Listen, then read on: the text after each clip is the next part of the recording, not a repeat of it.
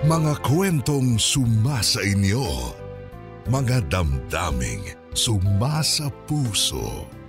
Kasama si Tony Aquino.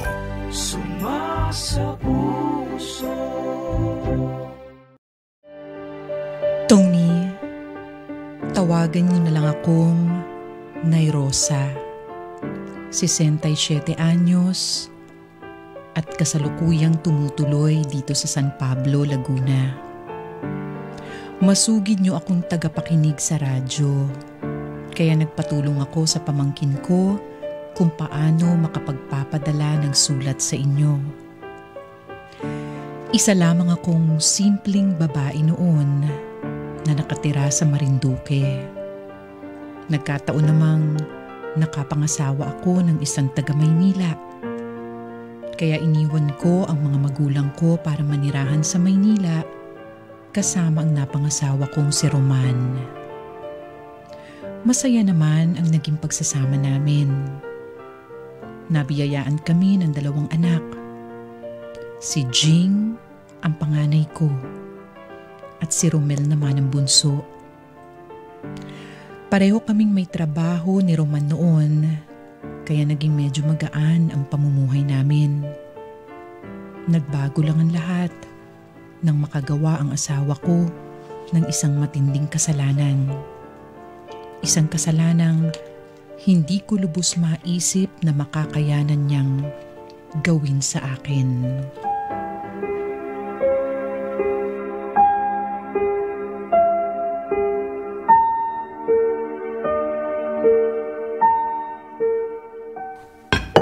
Oo po na, kakain na. Isda na naman ulam. Isda na tayo kahapon ah. Prito yung kahapon, paksiw ngayon. Ganun din yun, isda pa rin.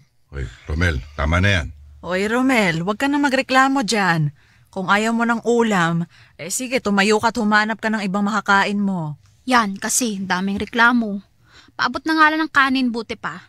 Ay Jing, bawas-bawasan mo pagkakanin mo. Tumataba ka na oh. Hindi maganda sa'yo ang mataba, masagwa. Taba mo na ate. Manahimik ka nga. Huwag mo kasing gayahin ng kapatid mo kumain. Lalaki yan eh.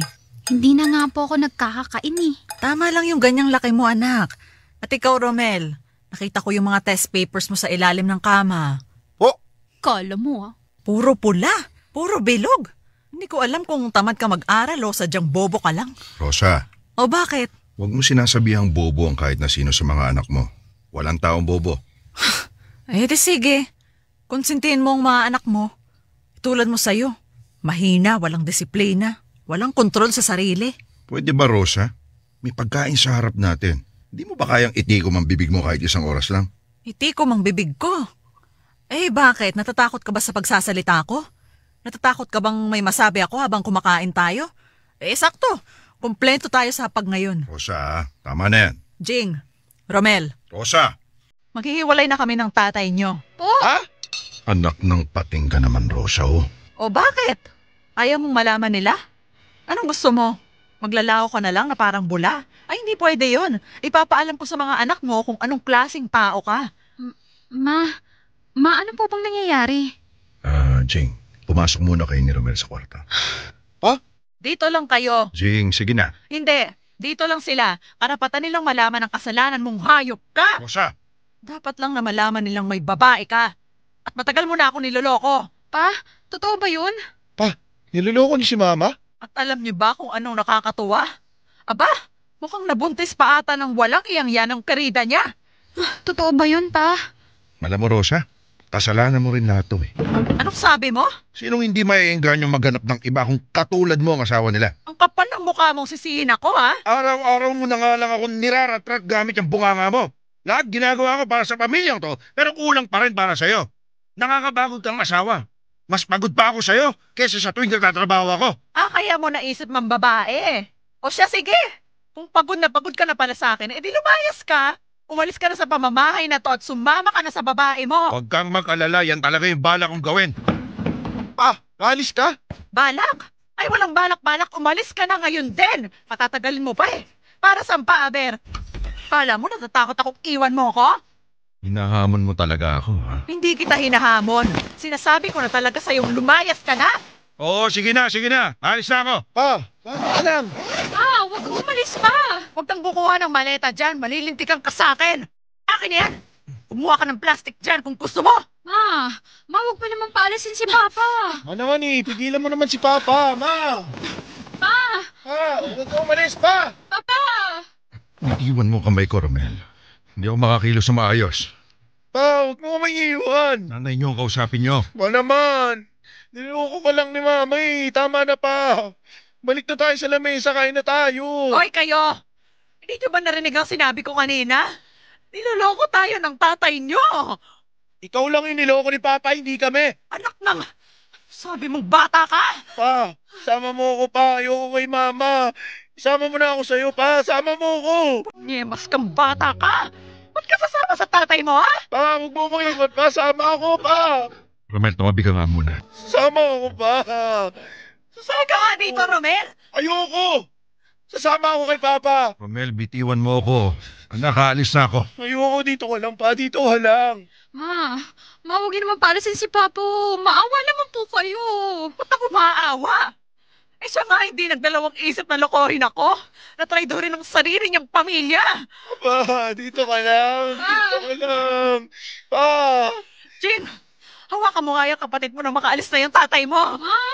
Hawakan mo sabi! Isa! Romel, halika dito. Ayoko, hindi ko bibitawan si Papa. Bitaw na, kailangan ko na umalis. Ayoko. Romel, halika na. Halika na, sabi. Bitawan mo na si Papa. Halika na dito. Pa, sama mo ako. Anak, pabalik ako, ha? Pabalik ako. Pa!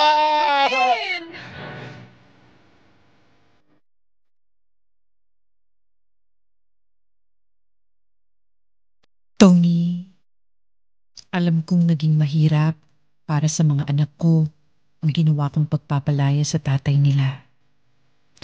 Lalo na kay Romel dahil siya ang pinakamalapit kay Roman. Pero nag-uumapaw ang galit ko ng mga panahon na yun. Wala akong pakialam kung mawala ng tatay ang mga anak ko.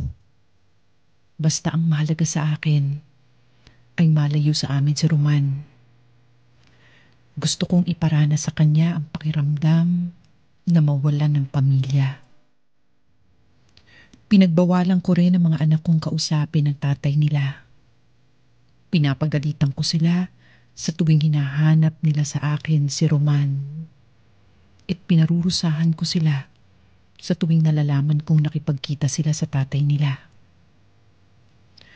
Naniwala naman akong tama ang buhay namin kapag nanatili si Roman sa bahay. Alam kong palagi lang kami mag-aaway sa harap ng mga anak namin. Mabuti na lang at hindi na rin gumawa ng paraan si Roman para magkaayos kami. Nagkaroon na kasi siya ng sarili niyang pamilya kasama ang babaeng ipinalit niya sa akin.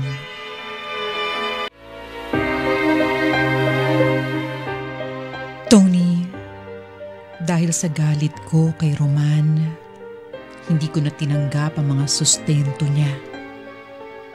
Pilit niya akong binibigyan ng pera para sa mga bata. Pero nagmatigas ako. Mas pinili kong akuin ang lahat kaysa magkaroon ng utang na loob sa kanya. Naging mapagmataas ako. Sa isip ko noon, walang karapatan si Roman sa mga anak ko kung wala siyang ambag sa pagpapalaki sa kanila. Pero hindi naging madali ang desisyong ginawa ko. Sobrang hirap mag-alaga at magpaaral ng mga anak, lalo na kapag nag-iisang magulang ka lang. Ilang taon lang ang itinagal ko. Kalaunan, kinailangan ko rin ng saklolo.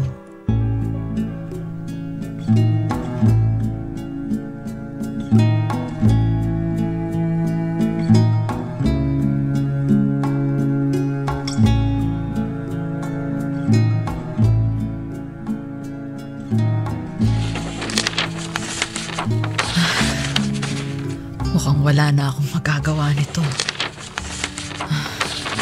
Ha? Oh, Jing. Ano po? Nahuli ka ata ng uwi. 5:00 na. Kala ko hanggang 3:00 lang ang pasok mo. Dumaan po kasi ako sa library para sa reporting namin bukas.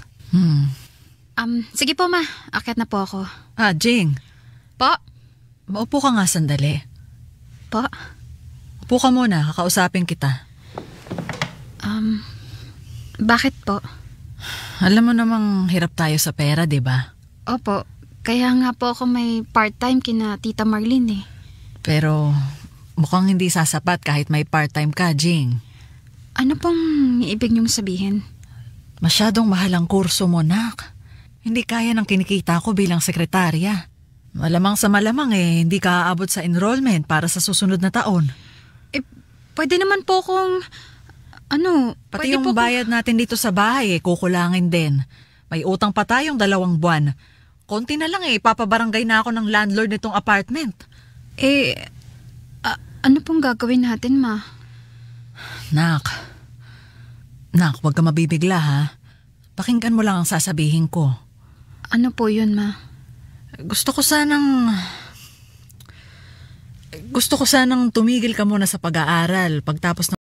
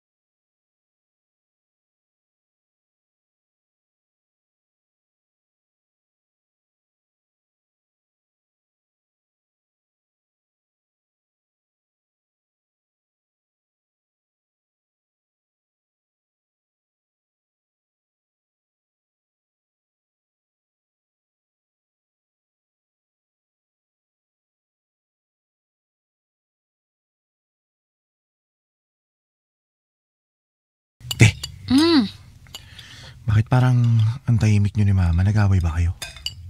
Wala. Kumain ka na nga lang dyan. Sungit. Romel. Po? Ayusin mo ang pag-aaral mo ha. Hindi ka pwedeng magkaroon ng bagsak na grado. Ayoko ring ipatawag ako sa eskwelahan. Tigil-tigilan mo na rin yung kaka-basketball pagkatapos ng klase mo. Dumiretso ka dito sa bahay at gawin mo agad yung mga assignment mo. Po? 1 taon na lang at ka-graduate ka na ng high school. Kaya wag mong sayangin ang sakripisyo ng ate mo para sa'yo. Sakripisyo? Ano po sakripisyo? Basta umayos ka. Ha? Teka. Umiiyak ka, ate? Ba't ka umiiyak? Busog na po ako. Uy, ate! Ate, teka! Umupo ka lang dyan, Romel. Tapusin mo yung hapunan mo. Tugasan mo na rin lahat ng plato bago ka manood ng TV. Pero, bakit umiiyak si ate, ma? Wala nang tanong-tanong. Mamaya na yan. Kumain ka na.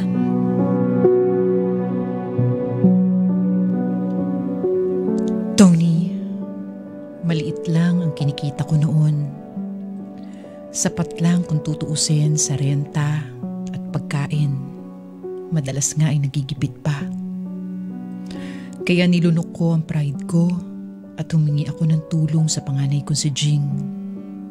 Yung iba siguro, ang bunsong anak ang patitigilin sa pag-aaral. Pero naniniwala kasi akong kakayanin ni Jing makabawi agad. Mas may diskarte siya sa buhay. Ang bunso kong si Romel ang mas kailangan tutukan. Masakit sa akin na patigilin sa pag-aaral si Jing. Pero yun lang ang naiisip kong solusyon noon. Ayoko namang mabaon sa utang sa ibang tao. At lalong ayokong humingi ng tulong sa tatay nila. Tony, sa mga sumunod na taon ay nag-full-time sa pagtatrabaho si Jing. Akong nagbabayad ng renta, pero si Jing ang may sagot sa matrikula ni Romel at sa pagkain sa pang-araw-araw. Tiwala naman akong kakayanin ni Jing ang lahat ng pagsubok. Pinalaki ko siyang matapang at matatag. At hindi naman ako nagkamali. Dahil makalipas ang ilang taon, nagawa niyang makabalik sa kolehiyo. Nag-ipon siya ng sapat na pera para sa pagtatrabaho. At masaya akong nakapagtapos ng pag-aaral ang mga anak ko dahil na rin sa pagsisikap nila. Pero syempre, mabigat sa loob ko ang naging proseso para matupad ito. Hindi ko lang magawang magpakita ng kahinaan sa mga anak ko. Hanggang sa lumipas pa ang maraming taon, nagkaroon na ng sari-sariling pamilya, sina Jing at Romel. Tumigil na rin ako sa pagtatrabaho, gawa ng edad ko. Bilang ganti sa mga sakripisyo nila, ginawa ko ang lahat para matulungan sila sa pagtataguyod ng kanilang pamilya.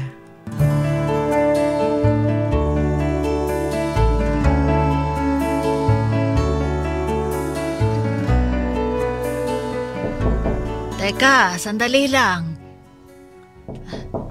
Eto na.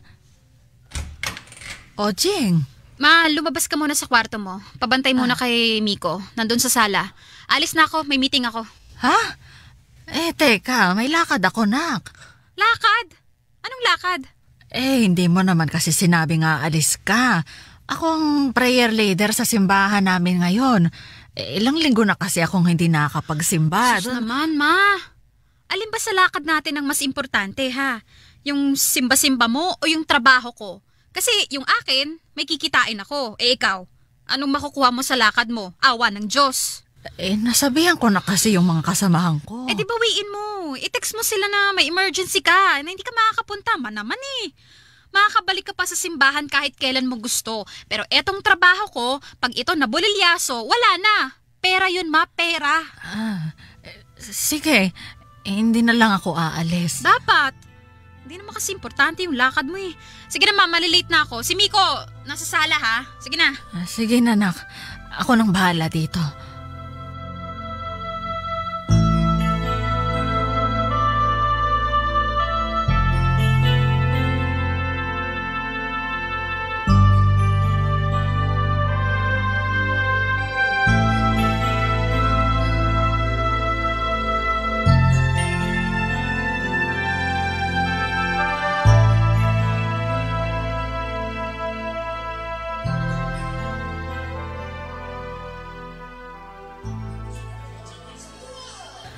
Oh, Miko, i-watch TV muna, okay?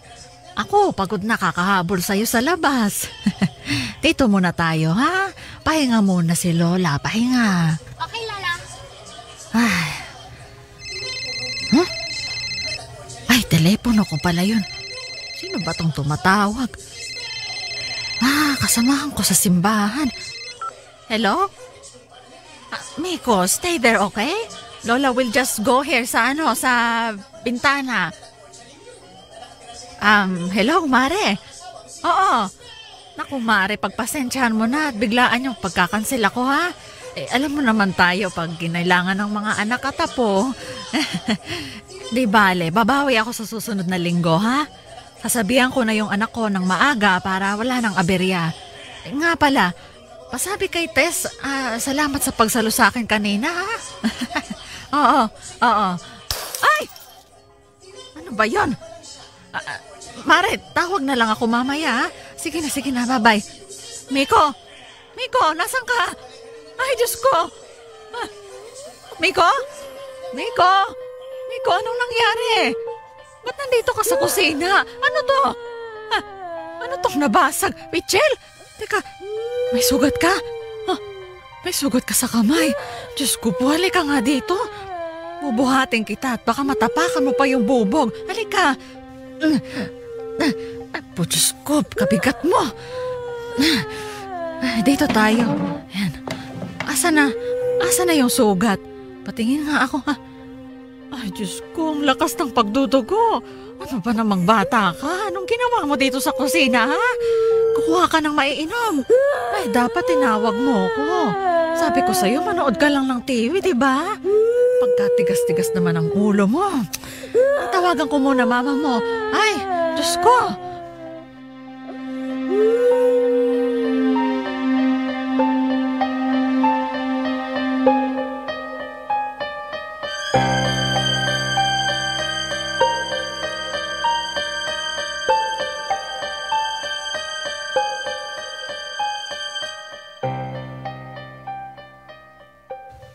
Nak, si Miko, kumusta? Natutulog na, katabi ng papa niya. Maayos na yung sugat niya? Ay, salamat naman. Ma, Oh, sawa ka na bang bantayan yung apo mo? ha? Pagod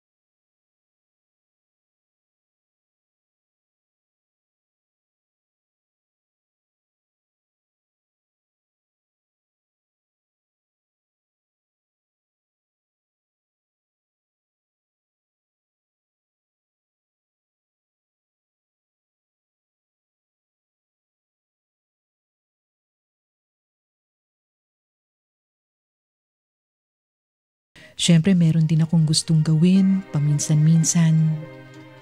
Gusto kong mamasyal o di naman kaya ay makapagkita sa mga kaibigan ko. Pero dahil palaging nagtatrabaho ang mga anak ko, hirap akong makaalis ng bahay. Hanggang sa may nangyari sa akin na hindi ko inaasahan. Inatake ako sa puso habang nagdidilig ng halaman sa may labas ng bahay. Buti na lang, Tony, hindi ako napuruhan. Pero sobra akong nanghina.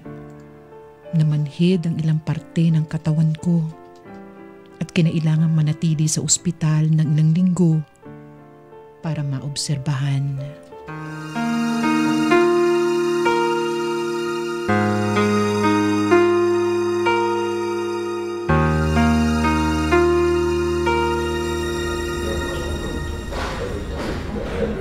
Nak, pakitanggal nga itong unan dito. Ito ho. Ah, Yan. salamat, Nak. Ate Jing? Ama? O buti dumating ka ng maaga. Sakto, maaga akong makakabiyahe pa opisina. Kumusta si Mama? Ma, kumusta ka? Ayos lang ako, Nak. Hindi naman kailangan operahan si Mama, no? Ay naku, buti na lang at hindi. Ay, iwan ko ba naman kasi kay Mama? Hindi inaalagaan yung sarili. Binili ko ng mga bitamina, hindi naman iniinom. Tapos pag sinisita mo sa pagkain, magtatampo. Ayaw din mag-ehersisyo. Gusto panay upo lang, panood-nood lang ng TV. O kaya pa cellphone buong araw. Kaya ayan tuloy ma. Siningil ka ng pagpapabaya mo. No. Easy lang. Kita nang may sakit si Mama sinisermonan mo pa. Sinasabi ko lang, para mag-iingat na siya sa susunod. Kasi wala namang ibang pwedeng sisihin kundi sarili niya. Sa edad niyang yan, dapat doble ingat na. Hindi siya pwedeng magkasakit. Alam naman nating mahal-mahal magpagamot Magkano na ba running bill dito? Ayan, speaking. Alam mo, itong kwarto na to, 2,000 to kada araw. Wala pa yung doctor's fee, lab test, at saka kung ano ng mga cheche-boreche. May binigay na nga sa aking billing kaso ayoko munang tignan. Baka ako naman yung susunod na magkasakit. Asan ba? Patingin nga. Oh, tulungan mo ko ha. 50-50 tayo dyan. Kaya, itong kwarto akin, pero yung iba sa'yo na. Huh? Daya mo naman. Anong madaya doon? Sa akin nakatira si Mama. Ikaw wala ka namang ambag sa pang-araw-araw niya Ito na nga lang yung pagkakataon mo makatulong, magrereklamo ka pa. Mahal naman ito. O anong gagawin natin ha? Asawa mo, ba't di mo hingan? Asawa mo, sige. Ba't hindi mo rin hingan? Baka naman may extra si Kuya Jonas. Baka naman may extra si Jenny. Kaka-resign lang niya sa trabaho, lilipat pa lang ng bago. O kasalanan ko. Ang dami namin binabayaran natin. Bahay, kotse. Ay, ikaw lang? Ikaw lang ba, sir, ha? Panggatas pa nung anak ko, tsaka may bakuna yun, 5,000. 5,000 lang pala Try mo tuition fee. Tuition fee, 6 years old lang si Miko. Pang-college ba presyohan yan? Ay, hindi ka ba na-inform? Yung tuition mo nung college ka, tuition pala ng kinder ngayon. Iba na mga eskwelahan ngayon, Romel, baka kala mo. Kaya, kwarto lang babayaran ko dyan, ha? Ikaw na sa iba.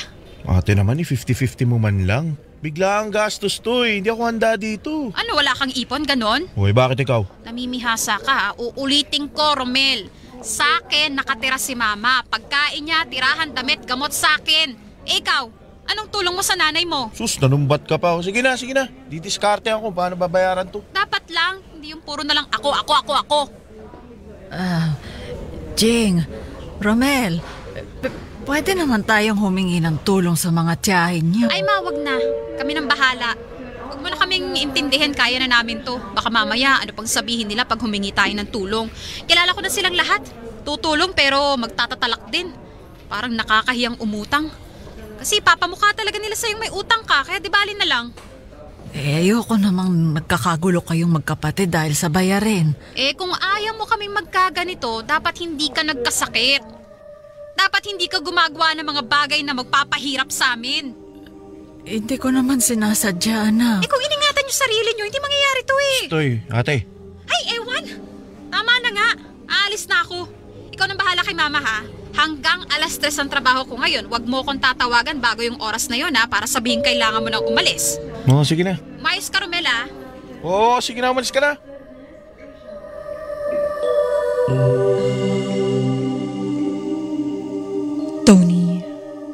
Masakit sa aking makita ang mga anak kong nagtatalo kung paano mababayaran ang bill ko sa ospital.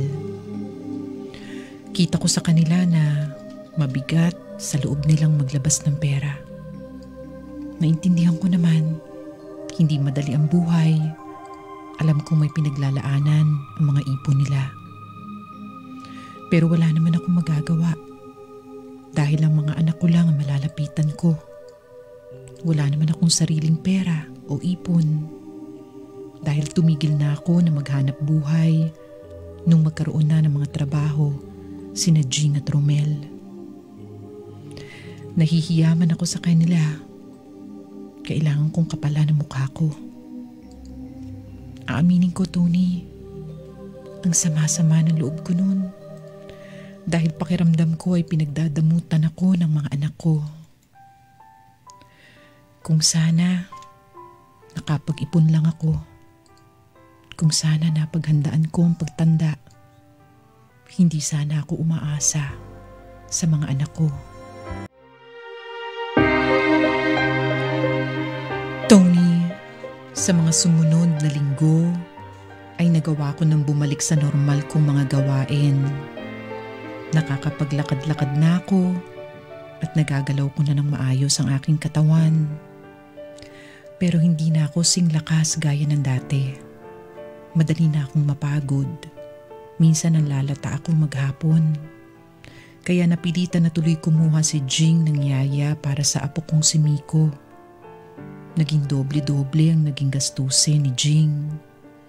Hindi rin kasi biro ang presyo ng mga inireseta sa aking gamot. Nahihiya ako sa panganay ko. Pero sila lang naman ni Romel ang maaasahan ko.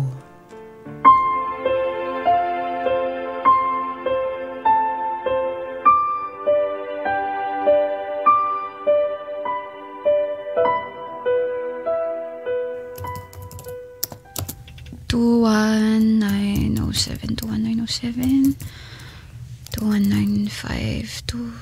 Tama naman. Jing, anak. Ma. Naubos na kasi yung isa kong gamot. Wala na akong maiinom para bukas. Ha? Kabibili ko lang para sa isang buong linggo Yung isa kasi 2 beses sa isang araw kailangan inumin. 2 beses. Sigurado ka ba, Ma? Baka mamaya mali ka ng basa sa reseta mo Hindi Ganon talagang nakasulat. Ito yung reseta. Kung ano pa yung pinakamahal, yung pa yung mabilis maubos. Sige. Bibili ako bukas.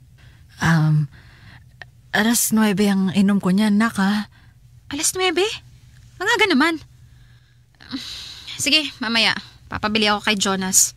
Ay, madaling araw pala makakauwi yun. Kay Romel na lang pala. Pupunta si Romel dito. Isasauli yung kotse ni Jonas. Hiniram niya kasi. Ginamit ng asawa niya yung kotse nila Ganun ba? Nak. Pasensya ka na, nak Alam ko, ang dami mo ng gastos para sa akin. Kung pwede ko lang talagang pawalain itong karamdaman ko. Kasi nahihiya na rin ako sa'yo. Ma, matulog ka na Gabi na. Bawal sa'yo magpuyat. Kailangan ko lang tapusin tong trabaho ko. Sige, anak.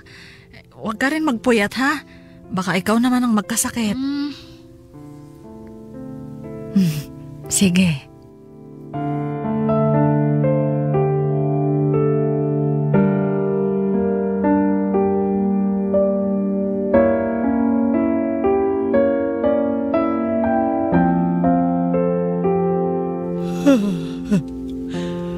Ano ba yan? Inaantok na ako pero ayaw pa rin akong patulugin ang utak ko. Dapat ata magpahangin muna ako sa may labas. Ate, ito na yung gamot na pinabibili. Buti pumayag na picture lang yung reseta.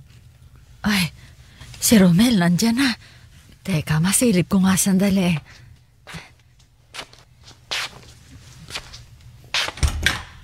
Ito naman si ate, uwing-uwi na ako Dumaan lang ako para ibalik yung kotse at saka yung pinabibili mong gamot. Basta umupo ka, magkape ka dyan, bahala ka, may pag-uusapan tayo. Tungkol saan na naman? Eto Romel, usapang matino bilang magkapatid ayoko ng mga pilosopo mong tirada. Ako talaga tungkol saan ba yan? Ano kayang pag-uusapan nila? Mukhang seryoso ha. Teka nga, lalapit ako ng konti. Paalisin na namin yung yaya. Masyadong mahal. 8,000 kada buwan tapos humihingi pa ng pang-extra para sa mga benepisyo. Palibasa may nakausap kasing kasambahay dun sa kabilang kanto kaya nasulsulan. No, tapos? Pag nawalan kami ng yaya, malamang sa malamang ako na palagi ang hawak kay Miko. Hindi ko na maaasahan si mama eh. Lalabas, 2 sila ni Miko ang kailangan kong alagaan. Kinalaman ko dyan. Total. Maliit pa lang naman yung anak mo, hindi pa naglalakad. Gumagapang-gapang lang naman, 'di ba? Baka pwedeng sayo muna si mama. Ano? Sayo muna si mama, Romel. Ate naman. Pabor nga sa'yo yun eh.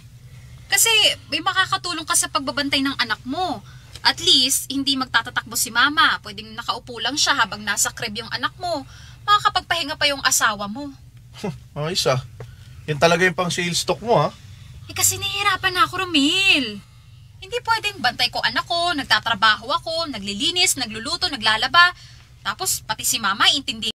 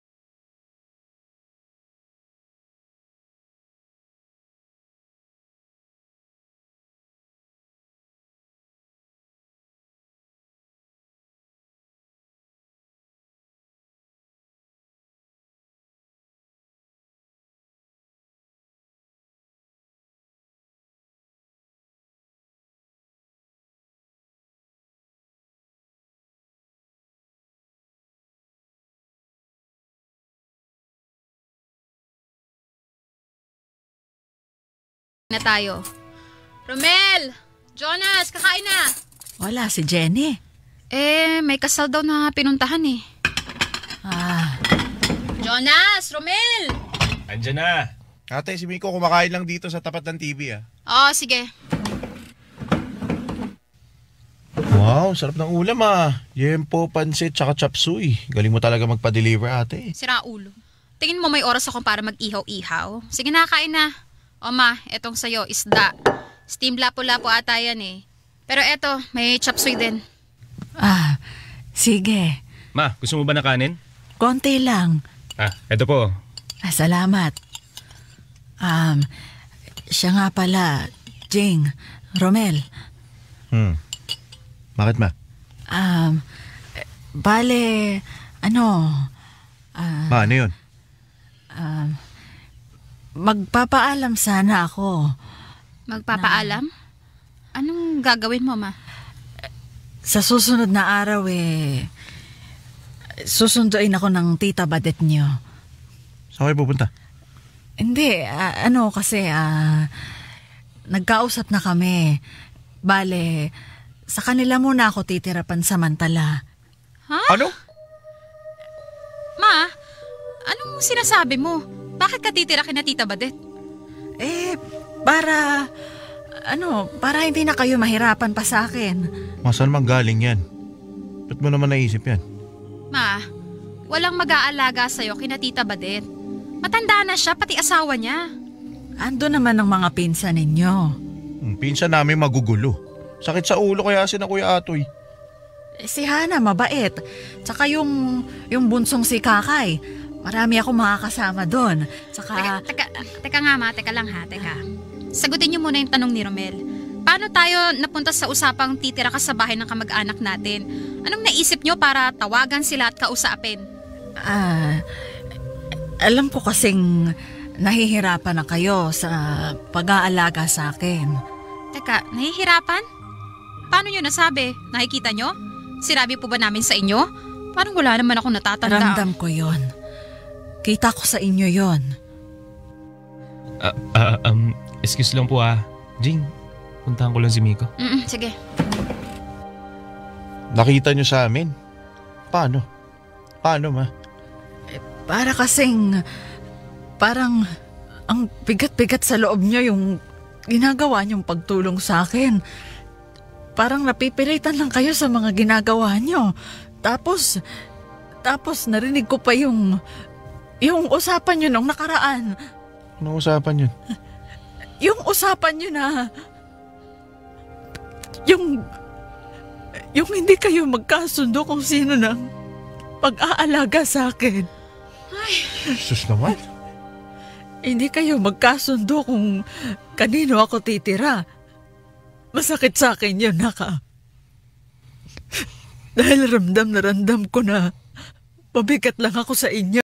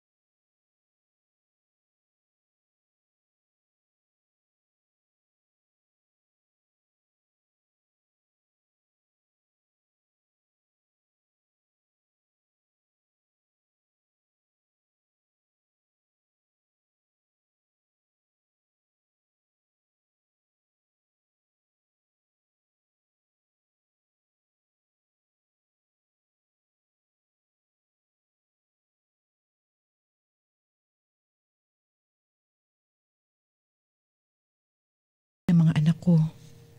Sana hindi nila kalimutan na ako pa rin ang kanilang ina. Tony, matanda na ako. Sana bago ko ipikit ng permanente ang mga mata ko, magkaayos at magkapatawaran kami ng mga anak ko. Salamat sa pakikinig sa aking kwento. Sumasa puso, Nay Rosa. Sumasa puso sa Super Radio DZBB. Kasama si Tony Aquino. Sumasa puso.